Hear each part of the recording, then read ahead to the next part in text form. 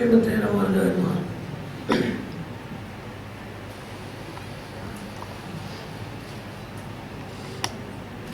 The intellectual evolution of mankind that has reached many mysterious and stupendous dimensions by advanced technological findings in names of cryonics, extraterrestrial mechanics, celestial engineering, evolutionary cybernetics, and innumerable dimensions are coming to the world.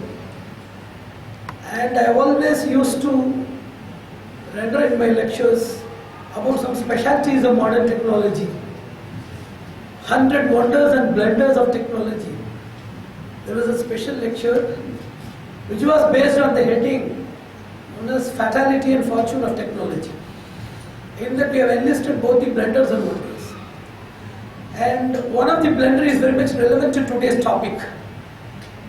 The quotation was very simple. One side of technology is making rare things abundant and very costlier things cheaper.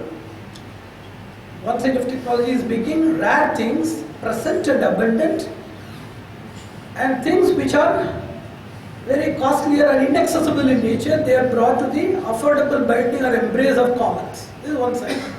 Second side of technology is silently working for making abundant things rare and making the cheapest and free of cost things to be made very costly. This is what it is happening. Great things like nanoparticles, hidden particles, many more unfathomable zones of chemistry and biospatial mysteries have been brought into limelight and made accessible to pursuit, to persuasion, for performance, for accession, possession, assertion of thought. Everything is possible by science. There are simple things which we were getting free of cost. They are packaged, marketed, then pondered for substitution and alternatives, and ending in trials and wars. This is what is happening. And second thing is the basics of technology. When a person climbs in the ladder of technology, when the person is persistently going in the upper limits of technology, he forgets to understand and sustain his basic survival and building blocks of the universe. This is the curse of technology. You know that it is happening in every walk of life. Any person climbing in ladder of anything, whatever may be, whether it be a domestic standard, professional, academic, social, whatever may be standard, any person who is relentlessly in the pursuit of a system of progress, a blind race of progress, the person is cursed to fail in his identity with his basic or primordial roots and founding blocks of his life. So that's what we are doing now. We have understood what is there in Mars, what is there in Jupiter, we have understood everything.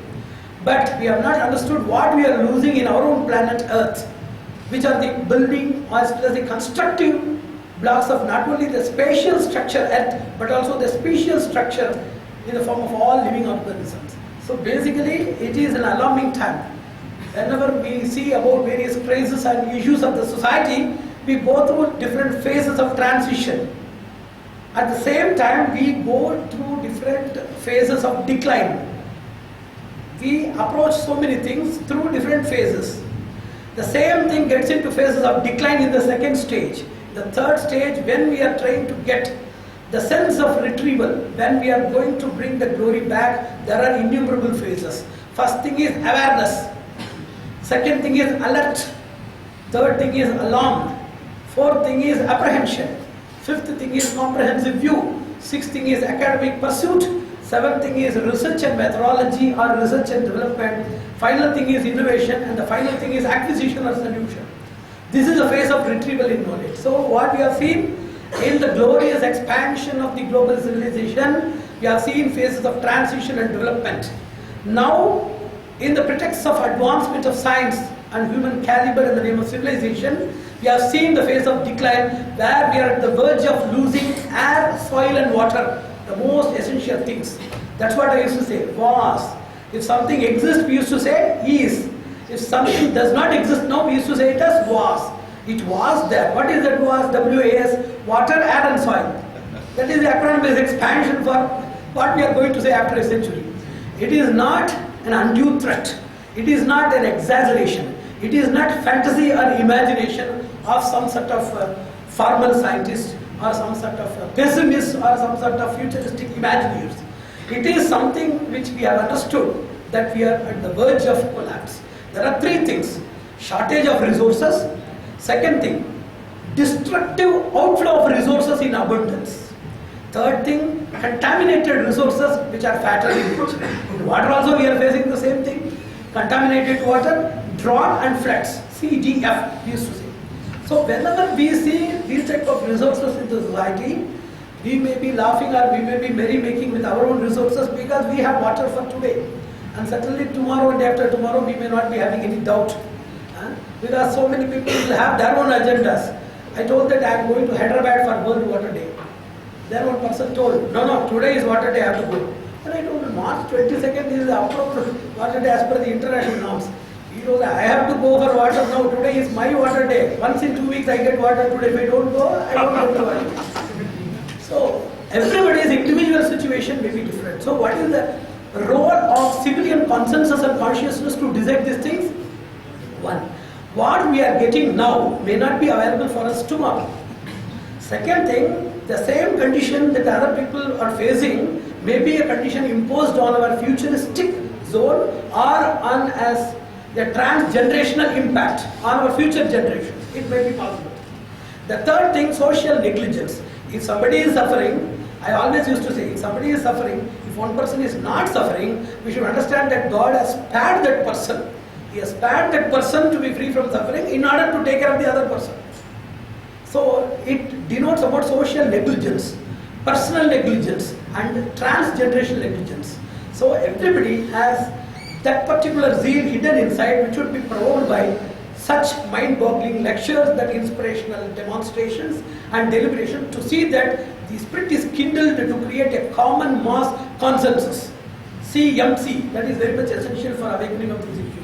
So every conference is for awakening, but that awakening and awareness, whether it becomes exploring to other zones of academic pursuit, research and implementation, that is to be followed by social monitors, social animators and administrators. These people, they have the responsibility. So let us start with this water, which is one among the essential building blocks. Earth is said to be a station for life. And air, you know that is the basis for survival by means of respiration. The processing of life, which is stationed in the earth and which is initiated by a respiration process, is made by water. Water is having, this is what we used to say, quadrilateral combat of water. Quadrilateral combat of water is based upon the four indispensable necessities of water. Water essential for survival, water essential for cultivation, which is the second source of survival. Even though we survive by air and water, nobody can survive with mere air and water, because they have understood the taste of life by cultivation of different varieties, by recipe engineering, a special process of cookery. They have very much propitiated that taste bud. So cultivation is also the second essential building block of human life processing and sustenance. So cultivation. The third thing is, it is not only for us. For example, if you are riding in a car, you need water, the driver needs water. The same way, a coolant and radiator water is essential for the engine mechanism. It should also need its own water. Earth also needs water for its own process of pacification of magma. There is magma, a burning heat process inside the earth. Inside the nexus of the earth, there is a burning process. So it needs radiation, it needs distribution, it needs a process of water-based activities like vaporization, condensation, precipitation, percolation. All these processes are very much essential not only for the lives but also for the earth itself. So for the earth survival, we need water. The fourth thing is the reason combat, which is known as energy combat. What is energy? That which makes a mechanism or system to function is known as energy. It may be from any source. There may be one source and there may be one process. For example, electricity is a process by means of which electrons, the flow of electrons targeted towards a particular receptor by means of a directive potential is electricity. But it can be received through solar energy, by hydrogen fuel cells, by ethanol-driven process, photovoltaic cells, innumerable things are there. There are sources. So now there is an energy combat because it is a mechanical world, and from mechanical area or arena or era, we have come to three advanced steps. First is manual, second is mechanical, third thing is automation, fourth thing is robotic and artificial intelligence, fifth thing is super sensors. So now we have come to the fifth level. So everybody is voracious, every machine is voracious. Even like Bhima, we used to say Bhima Karma Vikodra. Bhima means the person whose appetite is insatiable. Every mechanism is voracious eater of energy. It demands more energy for more efficiency and effective performance. So there is an energy component. What you will do? See, if there is no droplet of water to drink, how you can produce energy from water? Because there are three parameters required for creating energy. I delivered a lecture in energy crisis and management. There was a lecture. Actually, it should have been a workshop. I delivered a lecture based upon this hydrofuel energy as well as hydromechanical energy, how we can create as small modules which are meant for domestic or industrial or colonial usage rather than mass usage. How we can, now we are having an MDS system which is a mass distribution system, MDS. How we can create individual distribution systems or simplified distribution systems. Water needs three parameters. One is the quantity of water. The water should flow towards a targeted direction. If it is very distributed or diversified or random, you cannot produce energy. There should be a quantum of energy, there should be a qualified force for the energy, and there should be a directive towards the target. Unless that quantity of water flows towards the same target with a specific force, we cannot get energy. For example, with a bottle of energy, we cannot get into a pursuit of anything that is viable. We can create, but that is not viable. So it needs higher quantum with higher force. Then that flow should be there. And there is something known as economy, that is known as energy economy. Somebody worked out, if I can create an artificial force, for example, there is water, one bottle of water is there. From that I want to create energy, 0.1 megawatt. It may be unimaginable or even ridiculous. How I can create, because the quantity is very low and there is no power also, there is no force also. That momentum cannot be created here. And how it is possible? And the third thing is targeting towards a directed potential or element. That is possible. How we can create? The person, an IIT person, he commented on this and created a prototype model. This initial run of this water of one bottle will create an initial urge. This initial urge will be, it is known as rotary kinetics. In physics, they used to call it as rotary energy, where energy loss, instead of being incurred, that will result in energy recycling, storage and recycling, where the same energy is used for recycling the process or sustaining the process by itself. The person made a model. See, water solution is not a narration based or description based lecture like Ramayana, Mahabharata, history, geography and sociology or anthropology. It is a model where IITians, agrophysicians, I told there are 100 new sciences we have to bring. One is known as eco-engineering, hydral engineering, soil spatial mechanics, geospatial engineering, irrigation engineering, like that special technologies. I delivered a lecture in the same place about fluid dynamics. In flood maintenance and dam construction, I delivered before 2 years in the same hall or somewhere else in the same campus. I delivered a lecture. Same place. So like that, it is the unison of at least 40 to 50 departments, existing departments with new innovative measures, indulging people, those who are having high specimen talent. It is known as specimen talent. It should be innovative and novel in nature. And with proper unlobbied government aid, international support and support of patterns from the society, it should be there. It is a pragmatic or empirical mission. We used to call it as water crisis challenges and solution is not a debatable event. It is not a debatable topic, but it is an empirical mission. That's what I stated on that lecture. So, by creating energy from a limited source and recycling the same energy, reinvestment of same energy to run it with more cycles to create the effect. For example, you know that creating the impact. For example, my hand is there. What is the weight of this hand? What is the weight of this hand? When I issue more pressure, with more emotional turbulence and pressure, either self-defense or wrath and revenge or whatever it may be, whenever it is intensified by means of an inner stimuli, this hand, which may be 120 grams, will work as if a 12 kg of a big boulder has been hit on your head. There is a possibility to bring. How? By means of emotional turbulence, by means of an inner turbulence. Like that 1 liter of water, by means of energy turbulence, by rotary reinvestment methodology, it can create an impact of flow of 1,000 million liters. 1,000, but it will take 12 or 20 process.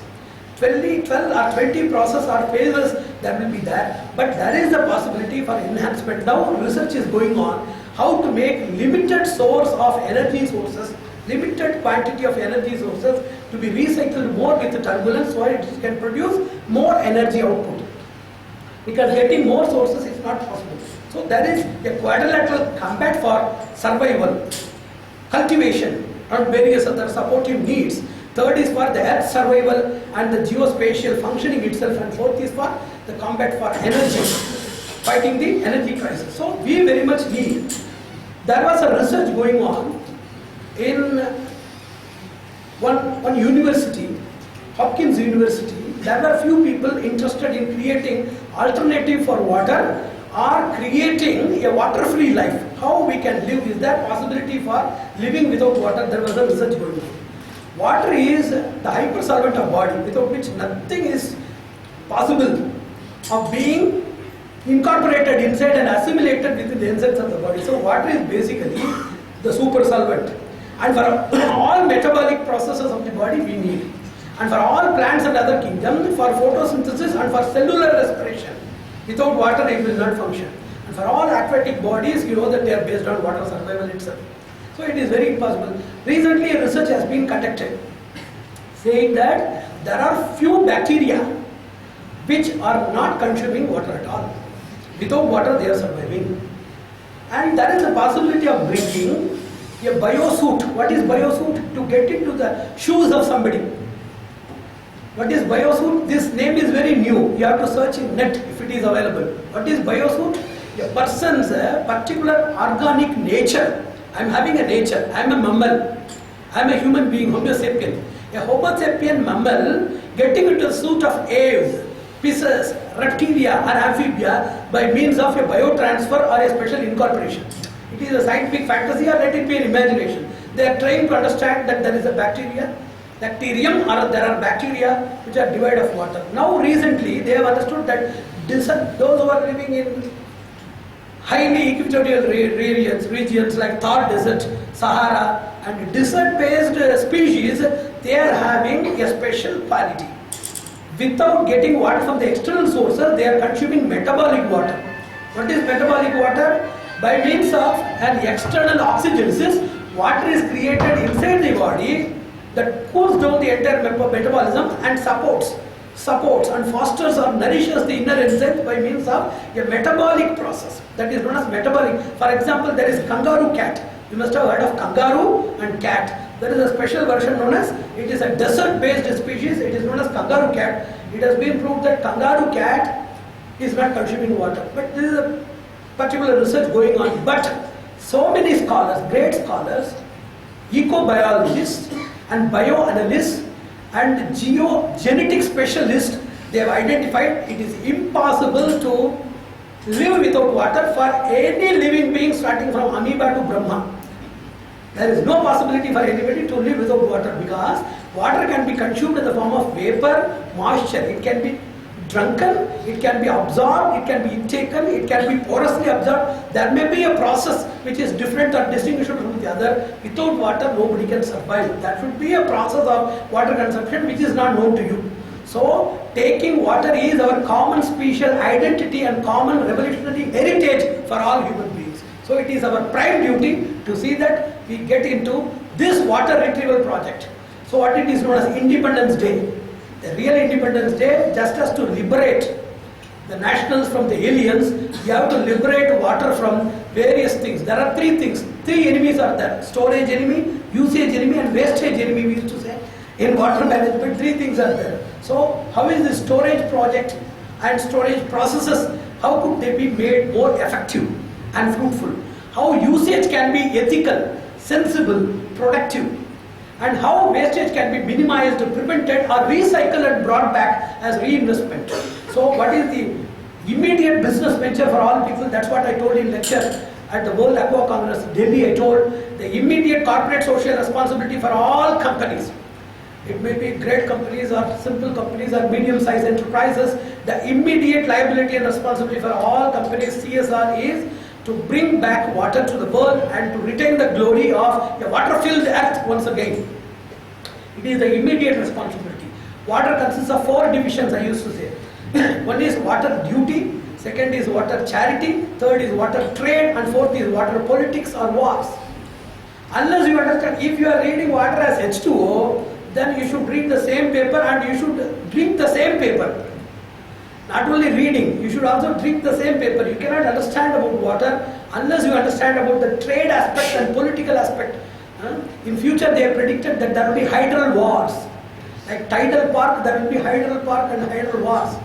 It will be so sensitive, it will be so sophisticated. Like gold, platinum, water will be a highly sophisticated thing. That's what I told in the Aqua Congress. After few decades, if you are not alert, if you are not transformed, there may be a situation where the damsel's father will say that he will supply 5 trucks of water as dowry. There may be a day in few decades, if we are not alarmed or transformed, there may be a day that is going to come. It is not joking. They have written a book in 1998, World Water Crisis WWC of 2010 they have predicted. But it does not happen. Now they have started predicting for 2030 and 2050 somebody has started. But any day it is going to appear, it is not a mere imagination. You know that. So how to understand water duty? To see that we save water, use water properly and bring all possible water resources for investment, harvesting, storage, usage. This is known as water duty. What is water charity? See, if we consider the world is based on the principle of interdependence. It is based on the principle of interdependence. What is that? If anybody is saying that these resources are mine and I will not share with others, it is very difficult. So there are 4 things, 4 instincts in life. One is to see that we can exchange the benefits. Second, share with the benefits. Without expecting anything, share with the benefits for some other usage, for the other persons. The third thing is domination, that which we are doing now. Fourth thing is commercial exploitation, that is what happens now. So we have to bring exchange instinct and share instinct rather than the exploitation instinct and domination or monopolized instinct. So there is a solution which is not going to happen immediately unless if there is prayer of a mass of millions of people and if there is power to the prayer, it will come. Unless the global resources are linked and pooled as a common repository and distributed, there is no chance for balancing between drought and flood. There is no possibility for global fertility unless this interlinking of global resources that happens. With a narrow-minded, crooked community with ethnical, regional, religious, gender clashes, it is very difficult to teach or tutor this highly discriminative world about the ethics of living and values of integrated or collective survival. It is very difficult. Unless this happens, we cannot get into permanent solution. Everything is a painkiller or it is an interim pacifier which gives us sleep. It gives us sleep, it gives us interim relaxation, but not solution at all. It is just a pacifier. So let us pray that a day shall come where all of these things are put together. So duty and water charity. If water is abundant in an area, it happens occasionally it happens in few zones like Maharashtra. In a village, you know that the earth is, somebody asked me a question, if earth is a creation of a highly intelligent and highly merciful soul, why there are imbalances? Imbalances are caused, inequality is caused by the karmic nature of the world, and they are balanced by the dharmic nature of the world.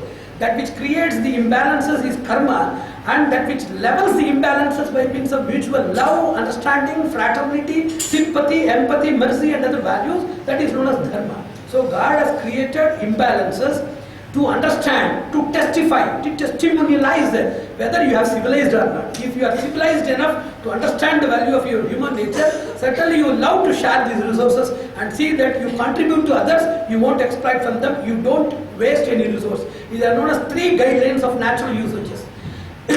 I will not exploit others' resources. I will give a share of my resources to the needy. I won't waste any bit of resources, for they are more valuable than my life itself. These 3 things are the earth ceremony guidelines of ethical living in this planet. So it is an eligibility entrance test for EET for every planetary denizens to get into the world. Somebody asked me a question, why the world is suffering because of water? Is there no water? Then I told that the world is full of water only. Wherever we see water only. Even those who are crying because of lack of water, we can see water in the form of tears in them. So there is water in form. In some form, some quantity, in some other area. But what is there? It is not potable. It is not pure, it is not clean, it is not safe, it is not sufficient, it is not organized, it is not affordable. So how to understand the process of getting water, using water and enjoying the benefits of water in all forms of life, in domestication, in industrialization, in consumption, in agriculture, how to enjoy all of these things. 71% of the world is full of water only, and 96.5% of the water is in seas and oceans. 1.7% is glacier and ice caps. 1.7 water is groundwater, and 0.001% water is the form of clouds and precipitation, vapor and other forms. And we have small percentage of large lakes, rivers and other water storage campaigns. We have seen all of these things. In the fresh water is only 2.5%. In the 2.5%, 98.8% is only in groundwater as well as in ice forms. Ice is the purest water, and groundwater we have 98.8% we have. And 0.003% in biological bodies, pure water we have, fresh water, as well as in manufactured products. 0.3% only we are having in the form of lake water, fresh river water. This is the anatomical study or calculative study of water and fresh water proportion in the global distribution. This is what we have. Where is the problem then? Is it due to population crisis? Is it due to overusage? Is it due to the distribution system? It is subjected to social statistical study and analysis. Let us take into few major chapters, and I am going to conclude with few projects, unless we do project, because it is not a show. See, wherever you have to show something to the society, there is no use of somebody showing something to you. It is not a show. It is an area where we have to show something. And every years of World Aqua Congress or World Water Day Conference should end with an announcement, and the next conference should start with an achievement. So what is the greatness of every conference? Every conference, if it is annual, it should end with an announcement, and the next conference should begin with an achievement. This is the process of evolution in progressive conferencing. It is known as progressive conferencing. That's what we should do. The first thing is groundwater retention and challenges. What are they? And the second area is how to bring more rain and how to have effective rain usage or rainwater usage in the surface of the earth. To bring more rain and to increase the effectiveness of rain, that is there. Even in some areas we see more rain, but the effectiveness is very limited. That is the second thing. The third thing is how to understand about the various process that is going on in the realms of filtration process is there, distillation process going on, desalination process going on. What is the flaw there? If there is a desalination technology, what do you want? For desalination, what do you want? You want saline water, ocean water. 96.5% is ocean water only. You have technology and you have water. Why you are not bringing water? Why you are not bringing clean, safe, fresh water affordably to the society? Which is preventing you? What is the lobby inside? That we should understand. The third zone. The fourth area of analysis is now we are seeing mineral water. The available water, how far it is safe, and what are the various controversies that we are seeing in this industry.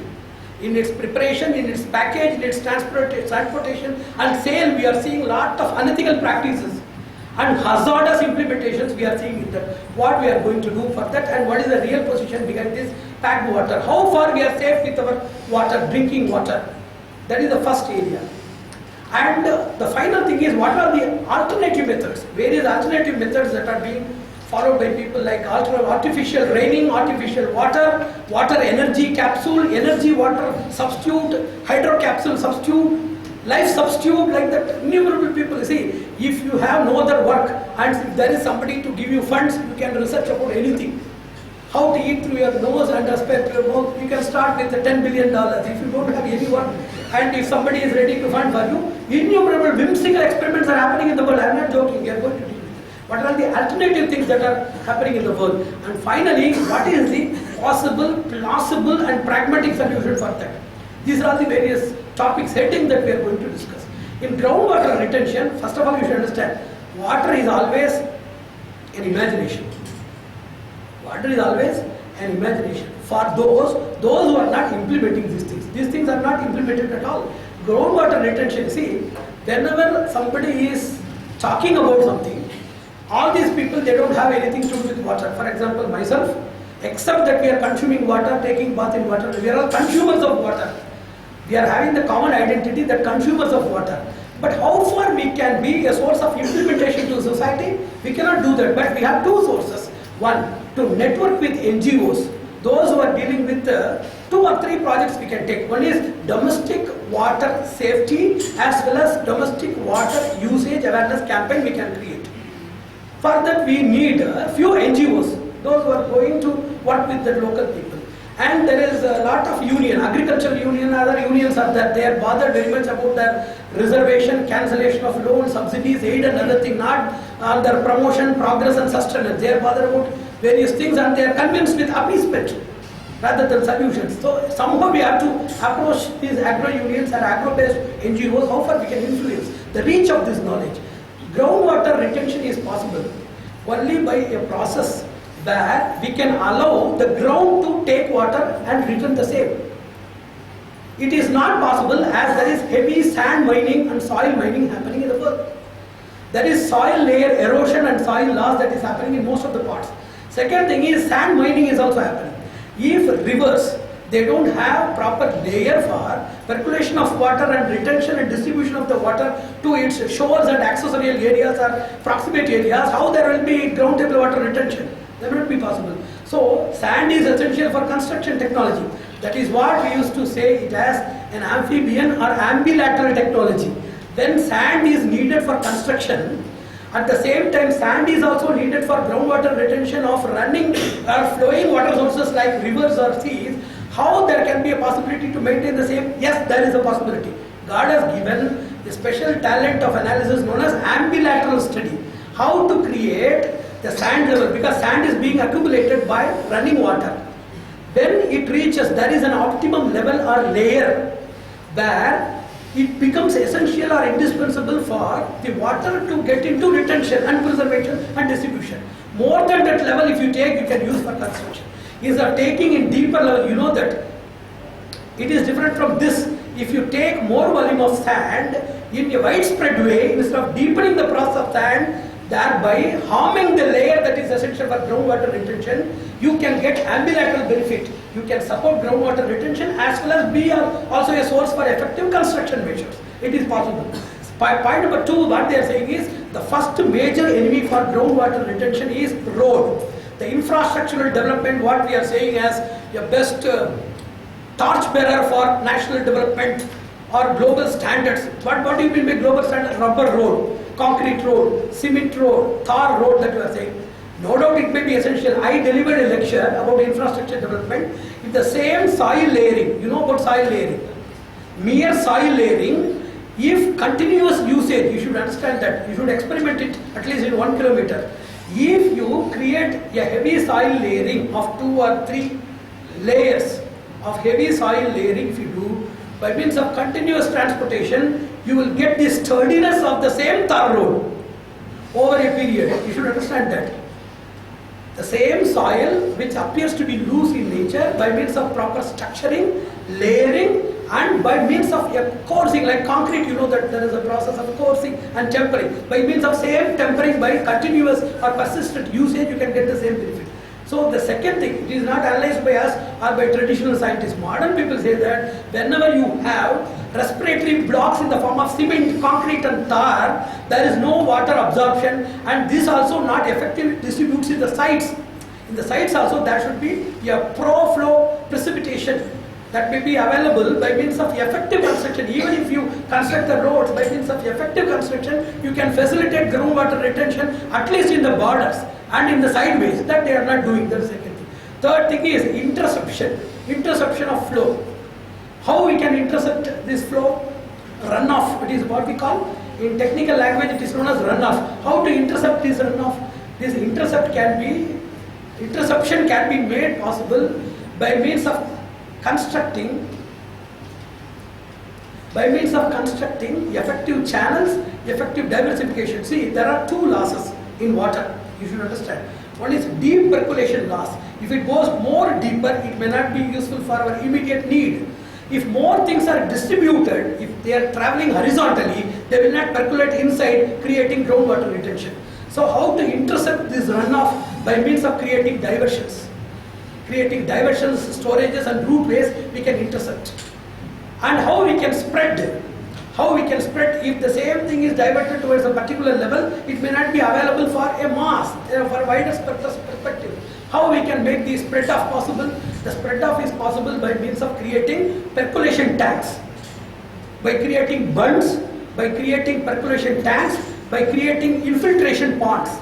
Now there is no water structure. In town planning and city planning, water management planning is totally ruled out. They plan everything, including park, including IT park, then electronics park, everything is planned. There is no such city except few cities in Ahmedabad and few areas in well-developed areas like Chandigarh. We have some water management principles. Every area should have their own plan in a structured manner. Even if it is already planned, there is a possibility how to restructure without much of expenditure, how to restructure already established cities, townships and villages. How to do that? There was a project. Even though if you are having an already established plan like this, you can create ups and downs on the exteriors, making that possible for creating more groundwater retention, harvesting and vaporization facilities and storage facilities also by means of percolation tanks. I told inundation channels are there and infiltration ponds are there. Unless every 12 to 15 square kilometers they have a proper tapering and drainage. What is tapering? By means of making the tops and bottoms in the right levels and right channels, we can create more groundwater retention and usage.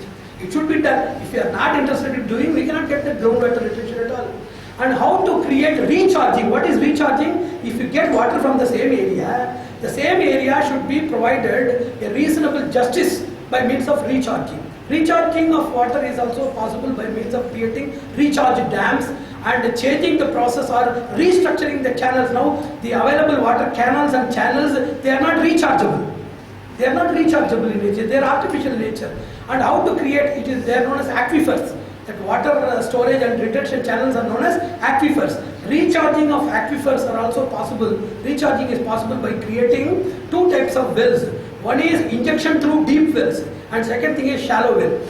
Shallow well collection and injection through deep wells. This is also possible, but no city, unless you all of the people, for example, we are having 20 to 25 kilometers in this Hyderabad. With that circumference, at least 1,000 people can unite to meet the concerned ministry as well as the department. With the help of corporate and NGOs, this is known as trilateral partnership.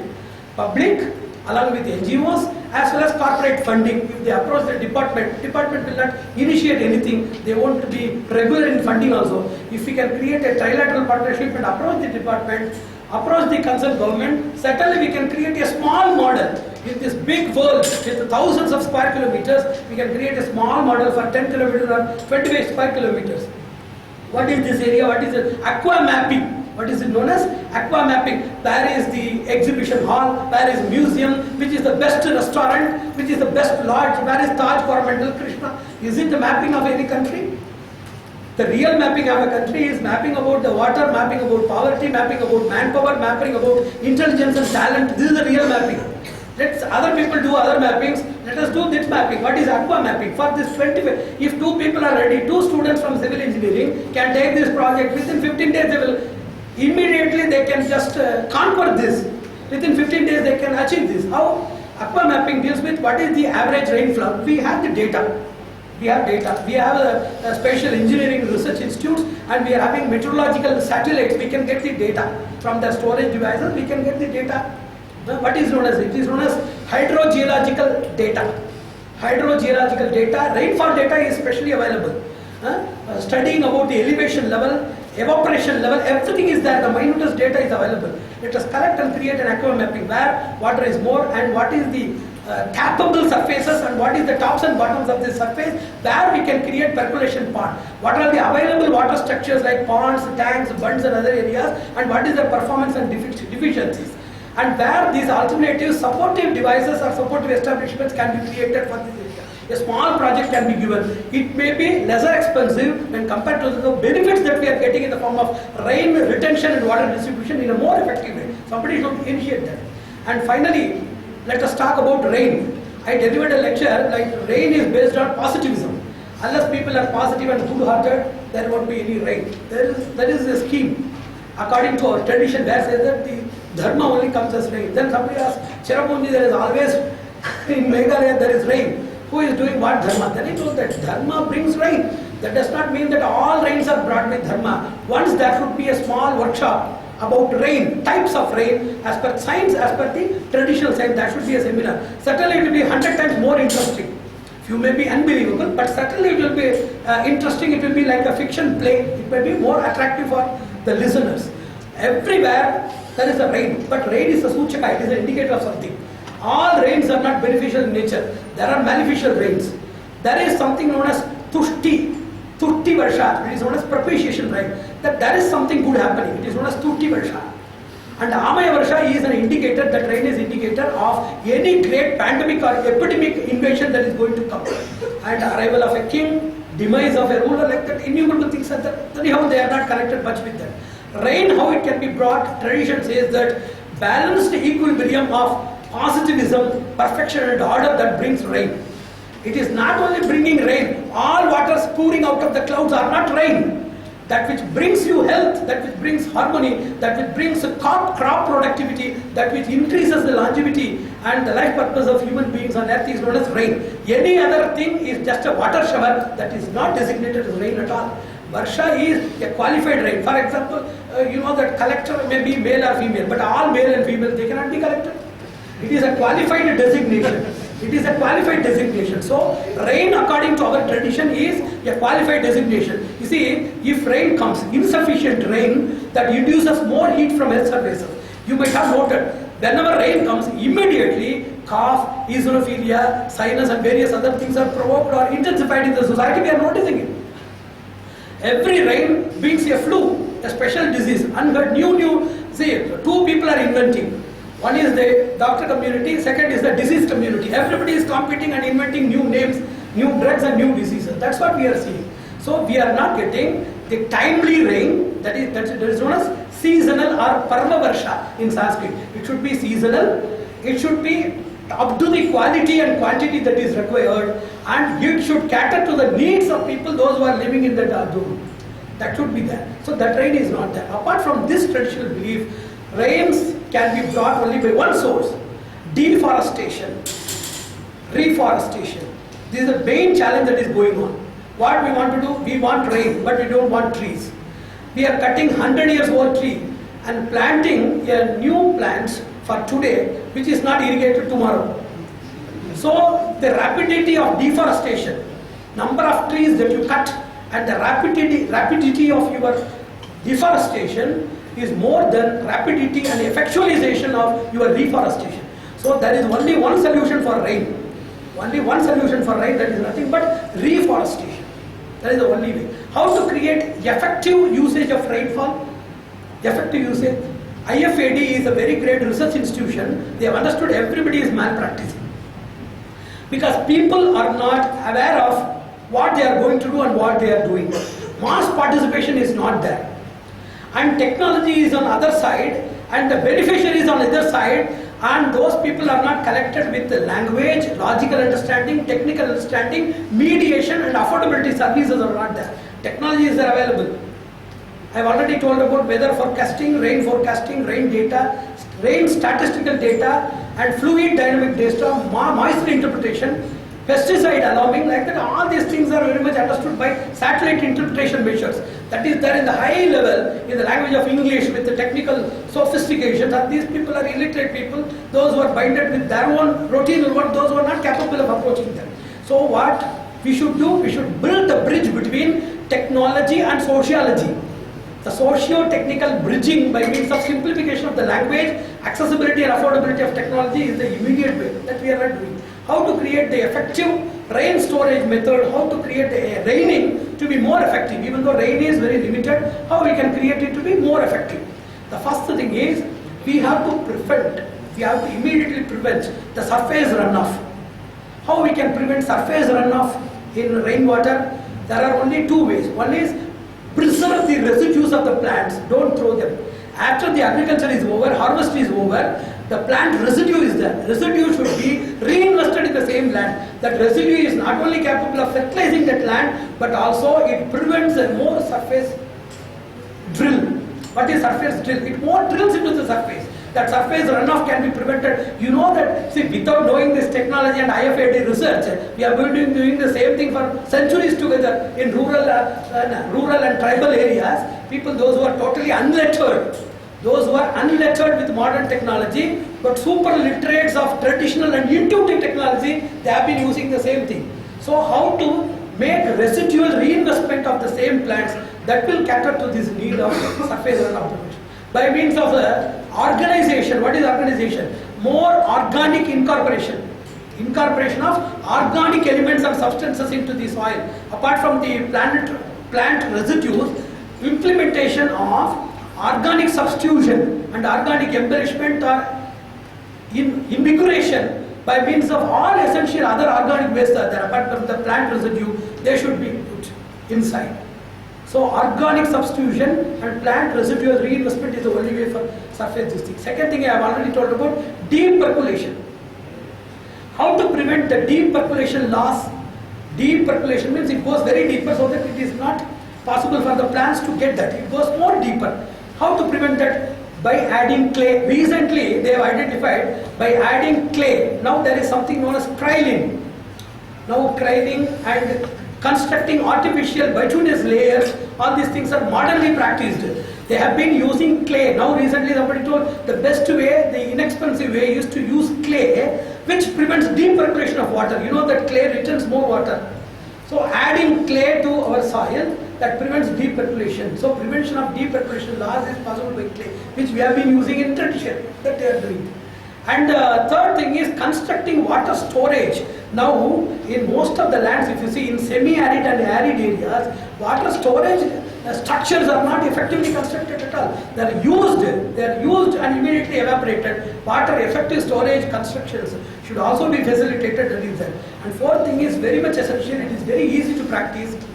How to create mixed cropping, multi-storage cropping, adjustment or flexible cropping, or crop pattern alignment. We used to say crop pattern alignment, CPA. What is crop pattern alignment? Now, because of advent of modern technologies, what they are practicing is, you see, we have created all seasons. We can get mango in any season. We can get anything in any season. But whether they are consumable or not, palatable, relishable, consumable or not, that is different. You can get this thing. They will look alike and you can swallow it. Whether that is delicious, nutritious or not, that is immaterial. It should be bigger, it should be colorful, and it should be glossy. These are the three parameters of modern food items. The rest of the things are not concerned at all. Even if it is a fatal poison, if it is glossy, colorful, big and affordable or free of cost, distributed by government or somebody else, we are ready to consume it. That is the thing there. But now, what they have created here is a special pattern alignment. Don't overrule the seasonal alignment of crops. Because you see, there is an organized network. You know that. You know about the cart construction or the cart mansion the children they used to play. What is cart mansion? Using the carts that we play, children they used to construct mansions. Playing carts. They used to construct mansions, 2-story, 3-story, everything. They can construct any number. If a small cart is removed, the whole building will collapse. The society is also like that. The global creation is also like that. If you obstruct with a season or climate, if there is a battle between a single seed and a small season, it will affect the entire global plant community and global climate. That is the natural alignment of God's creation or the natural setup that we should not disturb. So the first thing, now they have understood. First of all, that's what I told, there are 3 developmental stages of science. 3 developmental stages of science. First, they will say that this is something great, use it. In the second stage, this is the greatest thing, so use only this. Third thing, no, don't use it. It is having the following hazards. Stop using it.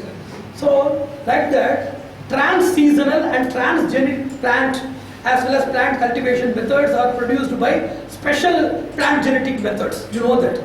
What is trans-seasonal and transgenic? Transgenic are something which is having special qualities. You know about the BT cotton and other things. You know that a lot of problems and agitations happen. Like that, trans-seasonal means without any seasonal compatibility. What is seasonal compatibility? Summer, winter, autumn, spring, rain, moisture, various other eco conditions are totally not bothered in that seasoning at all.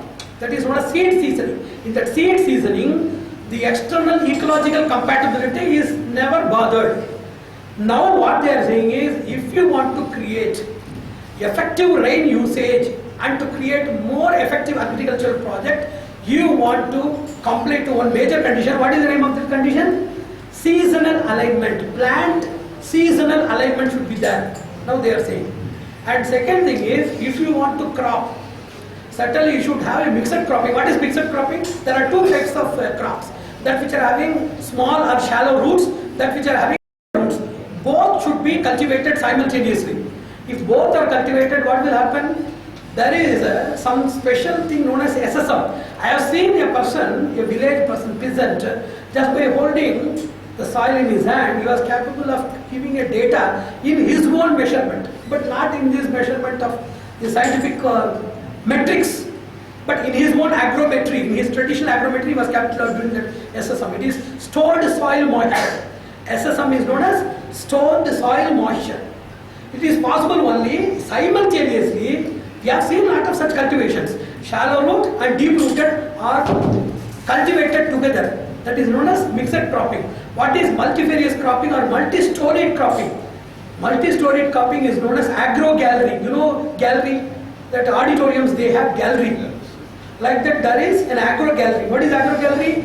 If you cultivate a plant in a step of gallery, if you cultivate other plants in the other steps of the gallery, the water necessity or demand of the plant A is equal to the water demand of A, B, C, D and E. Water demand of A is equal to water demand of A, B, C, D, E. It is known as multi-storied cropping. Then you create a pattern of agro-gallery where you plant innumerable crops aligned to each other. The water needed for the first plant will be more or less equal to the water needed for all the plants put together. How great it is. So it should be water, World Water Day. But in that, if we speak something, it is not going to be the end or solution. This should reach the farmer community through NGOs, through social activists. Now we should start a new campaign known as water activism. And how we should reach the consumers, the industrial users and the politicians, how to tackle these different people that we should ponder upon. So this is making this groundwater effective by effectualization of rain. Even if rain does not come or comes occasionally or in limited quantum, we can make it more effective by these measures. And finally, desalination. I have recently visited 2 or 3 desalination centers. Everywhere they are reporting the same. There are a lot of people assuring. In Delhi, I have seen 5 people assuring that they have found out the technology. One person is advocating for Jatropha, the biofuel. But you know that biofuel is totally against biodiversity. If everywhere Jatropha, see, if it is having dual usage. What is dual usage? You can study a book as well as use it as a pillow. That is dual usage. If Jatropha, we can eat Jatropha and prepare a decoction and drink Jatropha as well as use it as a fuel, it is okay. If everywhere you are going to cultivate food for your vehicle, then what will you eat? It is a heavy combat on earth. It will create a heavy biodiversity loss and diversification, because earth surface is based upon innumerable diverse forms of plant support needed for innumerable organisms. If something dominates the society, everywhere there will be only biofuel cultivation. Desalination also, one person came with a project saying that I have found out desalination and I am ready to convert all oceanic water into directly potable water. He is saying, but it is a myth we should understand. Technology, anything that is in the name of technology should not be blindly believed or accepted, or immediately it is not followable. The same technology will be nullified, ignored or countered by a different technology after a decade. Same person will say that it is false, or somebody else will say that it is wrong and it is greater. Desalination, whenever it is done, there are 4 major problems. One is heat. Whenever you do desalination, immediately it incurs a very great thermal process. And second thing is, whenever you encircle your energy and its vibrancy with the aquatic species inside the water, it is a great threat to the water survival. Because there are a lot of aqua survival elements are there. Those species will be totally destroyed. You know that. The third thing is, this also releases a lot of greenhouse gases. In the context of desalination of water, adding to the already existing automobile industry, printing and dyeing industry, chemical industry, leather tanning industry, concrete and cement manufacturing industry, who are forerunners and pioneers in creating carbon footprints. This is also desalination, also creating carbon footprints by releasing greenhouse gases. So that also we should consider. And fourth, it is very, very unaffordable, highly expensive. The water is equal to 100 square feet of flat in Ameerpet. If it means like that, will it be affordable? So if a person, it creates also, kindles also a greedy race. If I am ready to purchase it for 100, somebody else will manufacture it for 80 for competition. Somebody else thinking that we are ready to pay any amount of price, somebody will fix it for 120, a special water, super water, plus water, 2 plus water, super water, divine water, like that they will keep on adding with advertisements and special nomenclature. You know that now Tata company is manufacturing water plus. Somebody will manufacture water double plus. Real water, new life water, your life water, only water, your water, my water. Like that they will keep on, see, giving room to such things that will result in a heavy holocaust of the society. The commerciality will go to the ends so that water will never reach the poor person. Water will do only two things. It will never reach the poor. Second, wherever it reaches, it sees that the person will become poor by purchasing and drinking this. This will be the water impact in the society. So we should not allow these things. As students, as learners, as civilians, as responsible citizens and future builders of the society, architects of the society, we should never allow this thing at all. So desalination is not possible. Desalination, I have given 2 projects. The distillation is being done. In distillation, what happens by means of heat, it is vaporized and condensed. The condensed water totally is devoid of all salts and minerals of water. The total salt is removed, but all essentials are also removed. All essentials are removed. Once a person went to a weight management technique. For a weight management technique, he went for a consultant. He asked, I want to immediately reduce 20 kgs. Then the person immediately told, if you are so urgent, you can cut down below your thighs. Then only you can, is it a way, amputation, is it a way of weight reduction? The same thing is that distillation is a process that the salt is removed.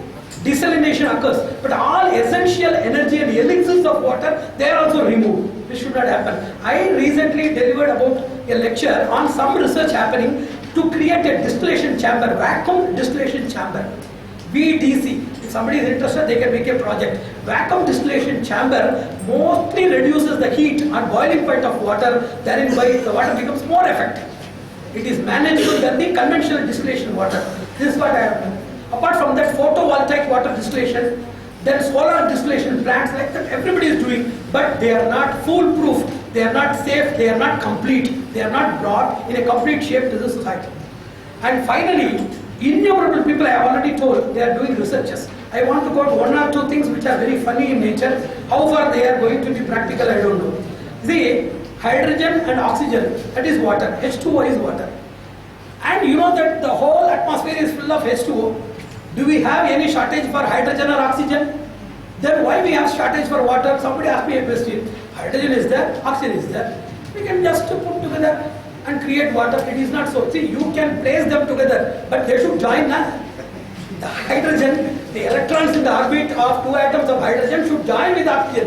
It is not just putting them together or caging them together. They should join by means of a voluntary absorption process, which will not happen just if you place together. If you put hydrogen, oxygen, it will not be there. And one more thing, that is the greatest miracle of nature. Hydrogen is flammable. Hydrogen is flammable. And oxygen is the best supporter for combustion, you know that. But if they are put together by nature, that becomes a quencher of fire. It becomes the so sweet water which has originated from the super flammable substance and hyper combustible supporter united together create such a wonderful element known as water. So we cannot unite and create that miracle. You should know that. Recently there was a scientist who was doing research on various such things. His name is Max Wiesel. Max Wiesel is an Australian scientist who did research about absorbing water from the moisture environment or the atmosphere. He says for 62 kilometers of visible atmosphere, you know that 320 kilometers is atmosphere, the visible range of 62 kilometers, he says that we can absorb 10,000 million liters of water is there in 62 kilometers of range. Even if we absorb, they are rechargeable in few hours. But he is doing and everybody is accepting that My question is, if water is absorbed, how it will reflect on respiration, the skin texture, the breathing, circulation process, and the kidney, nephrological and neurological structure of the human being, that is yet to be tested. Because the water in the form of moisture in the environment is preventing the skin from being burnt by the blazing sun. Innumerable potentialities are filtered by two filters. One is an aerial filter, second is a hydral filter. Totally put together, it is known as an aerohydral filter. Air in between sun and human beings, and water in the form of moisture that is mingled in the air, in the atmosphere, that prevents innumerable, that conducts essentials and prevents non-essential and hazardous forces to enter into species lives. You understand that? This fellow is saying that I will absorb all moisture, and for recharging it will take few hours. He has told that recharging will take few hours without telling what will happen to human life and other lives within that 4 hours. Water will be recharged, that moisture will be recharged in 4 hours. But what will happen? See, for example, I am saying, sir, please do me a favor. What favor you want? I want to press hard this pillow on your nose for just 15 minutes. Then after 15 minutes, what will happen? Will the person be available to thank or to be thanked? It may not be possible. So the same thing is here. Here this Max Wieser experiment, where the person is assuring, now he is doing also. He has created a windmill. It is known as Max Wind. He has created a windmill, and this windmill is moved by a coolant, a refrigerant element. That refrigerant element is sprayed to make the blade cool. These cool blades, if they are rotating together, it creates or it facilitates condensation of water, and the condensed water is stored through a separate pipe. This is his model. And he says that he can prepare 1,500 to 1,600 gallons of water per day. And one more person, Dr. Jonathan Wright and David Richard, they have created a new machine known as Aquamagic. The name is Aquamagic. Why I am saying this is, if there is a possibility, any person within the mechanical engineering or electronic engineering student, either alumni or existing students, by creating a team with inspiration and hard belief, starting from blank, they can invent something equal to that or even greater to that. So any lecture should end in a boost or inspiration for innovation with the students. Otherwise, water will not get into solution. So he created a collapsible type of camper. He created, where instead of that refrigerant, he created a refrigerate coil, and through a spigot, the same process, the water is condensed and it goes there. This person needs 10% of diesel in the productivity. For example, 120 gallons of water is produced in 1 hour. For that he needs 12 liters of diesel. Whereas that Max Wieser, he is investing in only wind energy. That is driven only by wind turbines, and totally that is free from fossil fuels. So these two models are available now. And Max Wieser recently, he has given an interview. I am ready. My energy is wind energy. It is not fossil energy, or it is not based on anything that will create carbon footprints. I have already told. It is clean energy. But people are not interested. Already I have met few people, those who are talking about energy. They told 3 reasons. No investors are coming for supporting us. Number 1. Number 2, public is not getting that awareness. Public is not ready to accept this novelty properly. The mindset of a public is not suitable. The third thing is, a strong international lobby is preventing such innovations. Like that, people are always commenting upon, lamenting upon few things. But these 2 things are very much available. These 2 things are very much available. I wish that if anybody from the student community can go through the papers and make a model out of it with the help of retired, there are a lot of retired professors ready to help us. See, we are not going to do, we need only to do the execution. Regarding the knowledge, the input, the prototyping, the modeling, people can do. All other people can guide you free of cost, because it is a global need. Apart from any commercial barrier and other personal discrimination, certainly if you are hopeful, people are ready to help.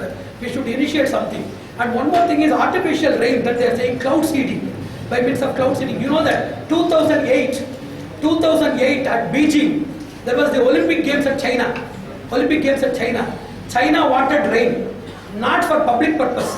If all the clouds are impregnated and exhausted before the Olympic, we can get a clear sky for the Olympics, so that the Olympic Games can grow uninterruptedly. So for that, what they did, the same method, silver iodide was invested in the storm clouds. They are known as storm cloud. You cannot invest in all clouds. In storm clouds, they have invested, they have sprayed, silver iodine, and there was a heavy rain. All clouds are exhausted, and Olympic was enjoyed with a clean blue sky. That's what they do. For preventing rain, they use the technology successfully. You know about one major thing I have to say today. It is very much interesting in history. When Nazis entered in the World War II, Nazis entered England for attacking England. So at that time, the Royal Air Force, RAF of Great Britain, what they did? In order to prevent these people, they created artificial raining and floods by means of inducing more clouds. And recently they have tested 2001, have you seen BBC, British Broadcasting Corporation? They told that there was a secret operation known as Operation Cumulus. Operation Cumulus, which was indulged by the Royal Air Force people. What they did, they created rain. How much rain they have created? 10,000 billion liters of water poured into the city of Lynmouth. How much? 10,000 million gallons or liters of water poured into the city of Lynmouth. And the city of Devon, a city in Great Britain, 250 times more the normal rainfall, they face the rainfall. So it is misuse of technology. You see, water that is given free of cost by rain, to get the same water through artificial rainfall, cloud seeding, every droplet of water is equal to $100. Isn't the right that we want? So, deforestation, spoiling everything that nature has given to us and getting the same thing. That's what I told. What is human lunacy? Can you give an example for human lunacy? Man spoiling or losing everything which is given free of cost, he is willing to get the same thing by an exorbitant price. So artificial, the best way to get water is preserve the available water, plant more greenery and see that natural water and rain is the technology, latest technology, it has given us a lesson or message. What is the message of the latest technology? It is simple. In a single line we can say that technology is no more reliable in few areas. Nature is the only resort and solution, is the latest message of technology. Like that, rain is the only way, and this water has no substitute for getting that natural water. Rain and groundwater and oceanic surfaces are the only thing. It cannot be made with any other substitute. That is the thing. So now recently, in India also, they have produced a special commission for that. That is known as Inter-Basin Water Transfer, IBWF. Because you study about the Indian population. They started with, before 50-60 years, we started with just 22 million hectares of irrigable land. Now we are having 95 million hectares. Our food grain necessity was just 50 billion. Now it is 200. The population is now 120 crores. In 2025, in 10 or 15 years, it may be 1,500 to 1,800 billion. It may be 1,500 to 1,800 million. There our requirement may be 450 million tons of food crops may be required. At least 160 million tons are essential for irrigation potential, IP. 160 million tons of water potential, irrigation potential is required. All conventional sources put together will produce only 140. How we are going to do? That's why they understood you should know that if we don't share the water, there is something which we will share unavoidably, that is known as collapse. If you are not ready to share the water, you will certainly share something known as collapse.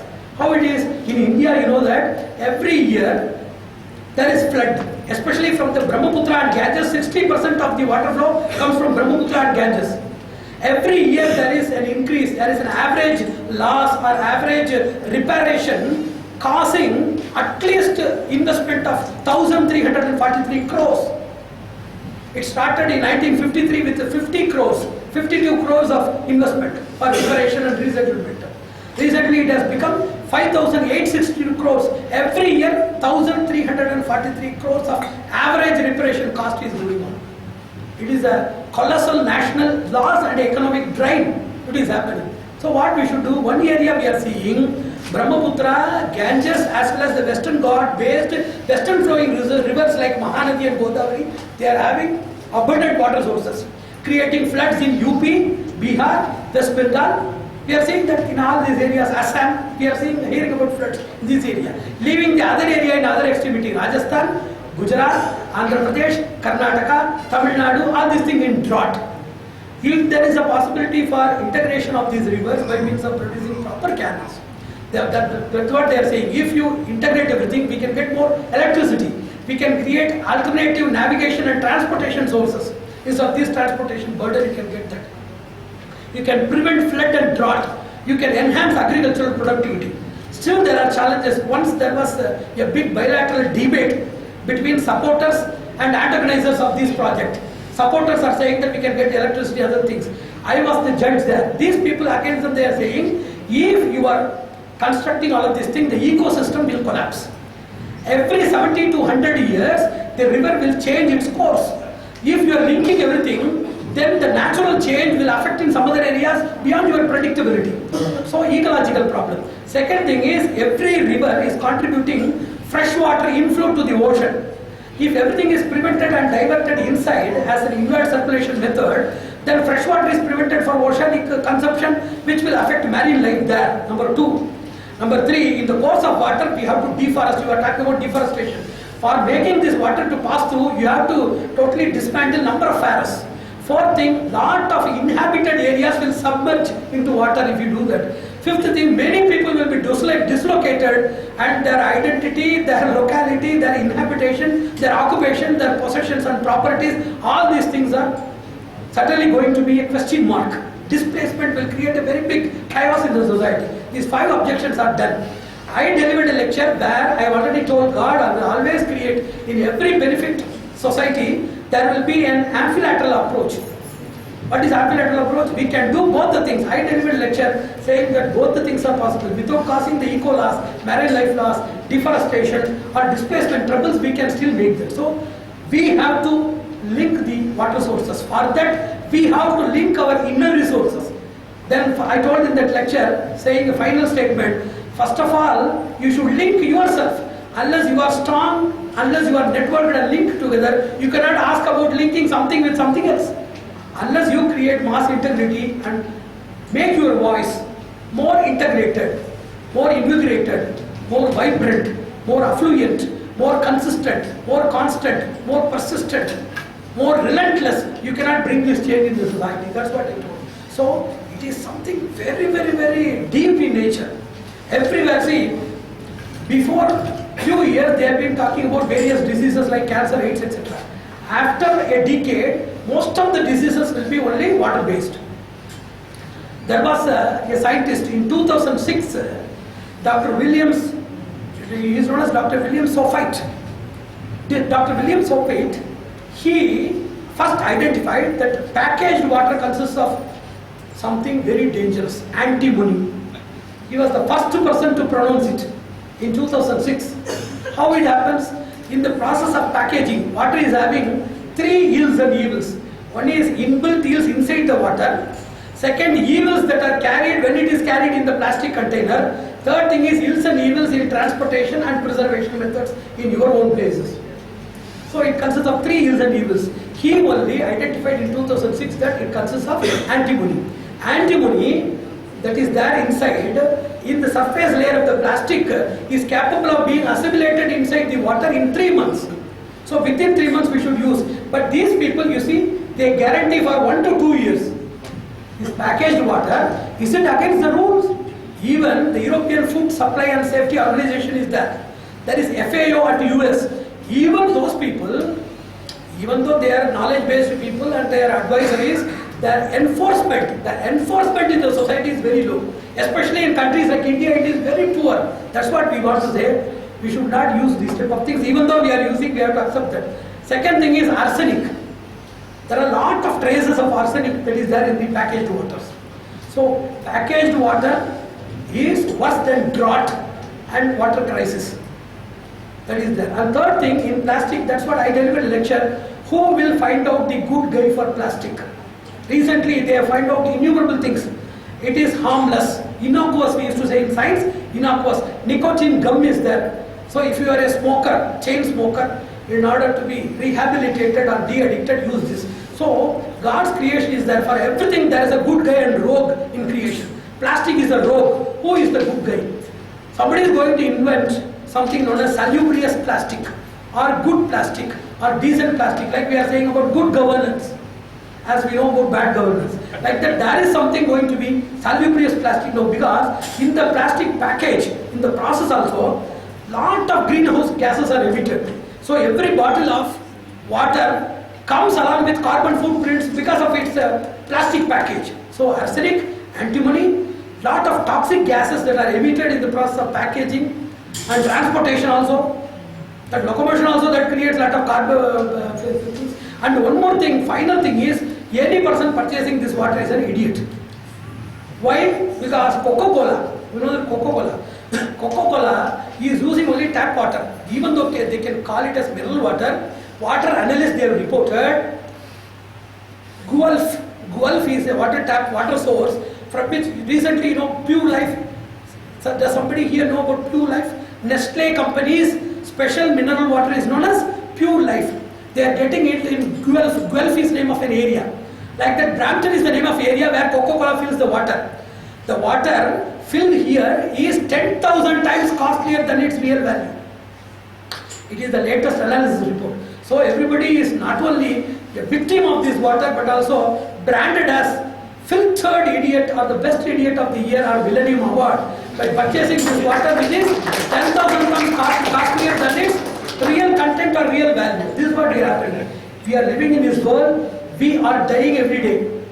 We are losing in inches and we are dying in pinches. So we are not realizing.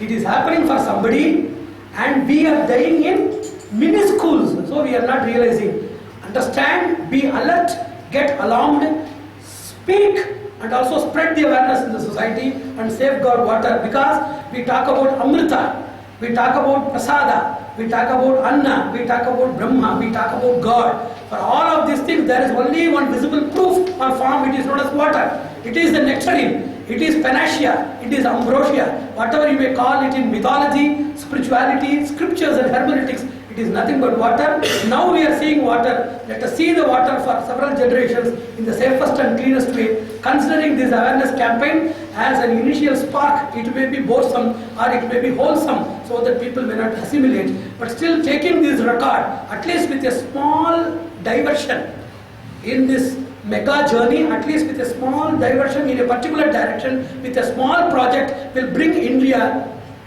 a great pride and honor that we are the real innovative eco-scientist and eco-preservative. So let us bring that pride once again. I appreciate the patient audience of all of the students here, and apart from mere listening and lingering, I wish that somebody should carry this message not only with mere academic study or understanding, but with innovative perspective and finding out the solution for this water crisis, in which you are also a part. You are having two parts, Dr. Jekyll and Mr. Hyde. You are the offender and you are the reliever. Understand your dual responsibilities and initiate the journey today. I congratulate the organizers, the participants and the dignitaries to succeed in their water mission, to bring water to the world and drive away all other things that are against it. Narayana, Narayana.